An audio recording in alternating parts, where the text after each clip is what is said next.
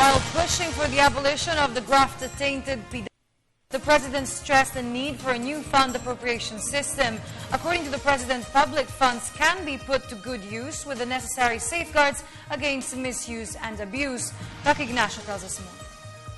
President Aquino ordered a new mechanism to ensure that congressional allocation would no longer be abused and misused. The President defended the need to ensure continued assistance to fund development projects, especially to far-flung areas.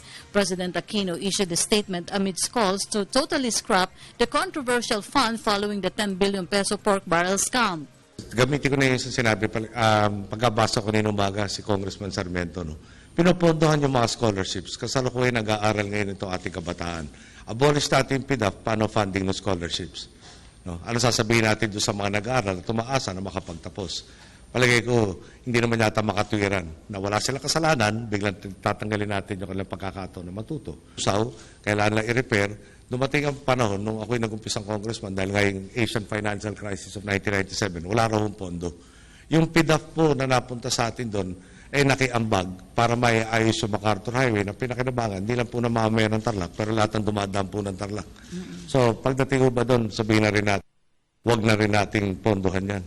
So, tulad na anong bagay, pwedeng gawing, hindi ba, pwedeng isangkapan o ikasangkapan sa mali at pwede naman magamit sa tama. Trabaho natin manigurado na maski sino pa maupo dyan, maobliga na gamitin sa tama. President Aquino is not bothered by the planned rally against the misuse of PDAF on Monday. The President clarified that they have the same objective to end corruption through improper use of PDAF. Bakit tayo kakabahan? Dumami yung kakampi natin sa pagsasayos sa sistema. Maraming salamat sa kanila.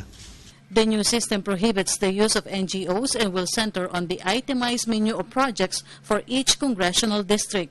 The President assured that the utilization of funds will be open to the public. He also corrected the perception that the current administration has a bigger PDAF from the previous administration.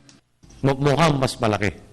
Dahil nung araw nakatago, meron yung tinatawag na yung soft ang ina-itemize, tapos maraming pinaglalaan yung tinatawag na hard sa iba't ibang ahensya.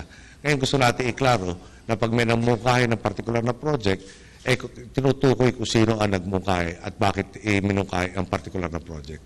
So dahil mas transparent tayo ngayon, mas nakikita yung kabuuan.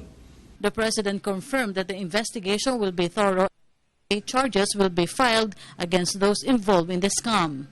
I would rather see a conviction under my term. Pero realistic tayo. That's part of what we're trying to do in judicial reform. Mapabilis kayo buong proseso. The new mechanism will be part of the 2014 proposed national budget. President Aquino instructed Budget Secretary Florencio Abad to coordinate with Senate President Franklin Drilon and House Speaker Feliciano Belmonte for the crafting of the new system. For the People's Television, Rocky Ignacio.